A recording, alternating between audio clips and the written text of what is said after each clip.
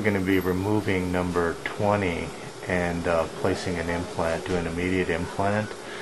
And let's see, what happened was he had some decay on the distal, and basically the decay just hollowed out the whole tooth. He had endo started, and it was apparent that there really wasn't much left to restore, so we're going to transition to an implant.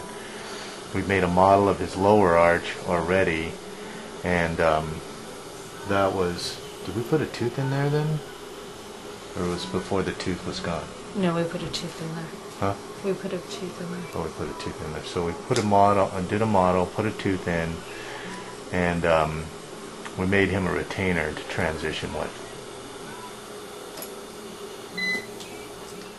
So here's our retainer. We just make these retainers out of Trutane. It's an 020 vinyl. Let's check the stent. Whereas the stents we make, they're an 020 vinyl too, but it's a clear and it's a harder plastic vinyl. And I'd rather have the clear vinyl and the harder plastic because it's a little stiffer and it's easier to see through.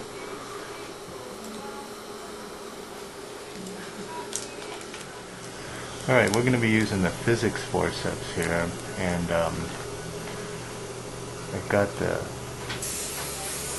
forceps set, and there's my little filling and so on. Okay, you're going to feel a lot of pressure here. Just let me know how you're doing.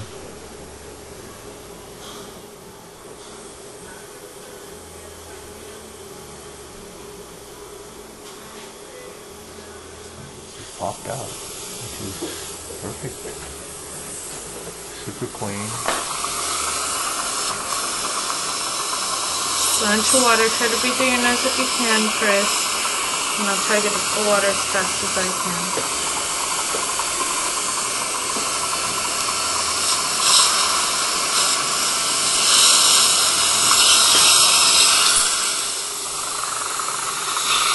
More water and vibration, Chris.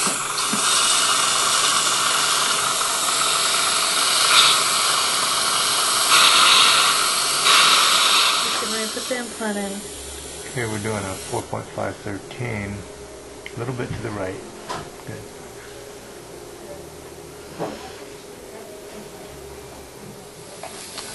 Okay, so take a look at our coronal space defect here, and that's all the way around the implant, but mostly just the coronal, 3 millimeters.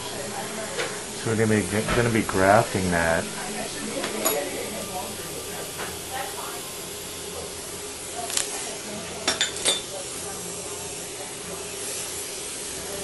And we're going to use our freeze-dried bone putty.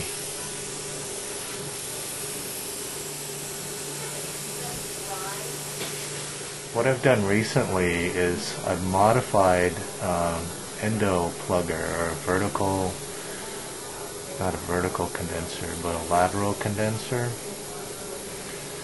And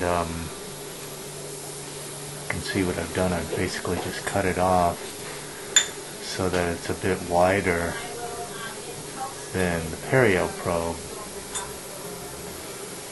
that I was using a lot of times to do this condensation.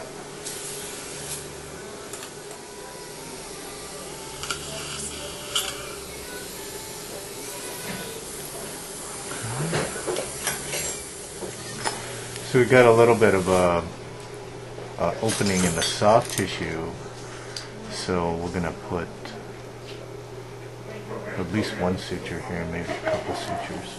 Okay, on the distal here, what I did is I put my elevator into the mesial of number 19 and loosened that up a little bit.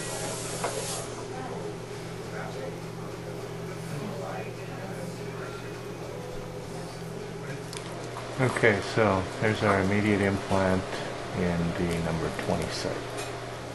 So this is the 2-week healing of the extraction and immediate implant in the number 20 site. We'll take a look at the x-ray next. Okay, so there's our pre-op x-ray, and you can see we've got that our little radiographic marker on the sensor, that's stuck on the sensor, and then our implant, immediate implant. It's a 2-month healing of the immediate implant and extraction and immediate implant of number 20.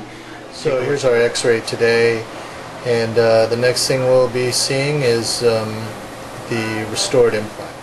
This is the final restoration on number 20. We did an immediate implant there, and normally what we do is take an x-ray and do a clinical check at right after the restoration, a couple weeks after the restoration is placed, then at 3 months, then 6 months after that, for a total of about 9 months. And this particular restoration has an abutment with a probably custom abutment and a crown with a lingual set screw. That's our x-ray before the restoration, and here's our x-ray now. Everything looks great. We're going to check them out in 3 months.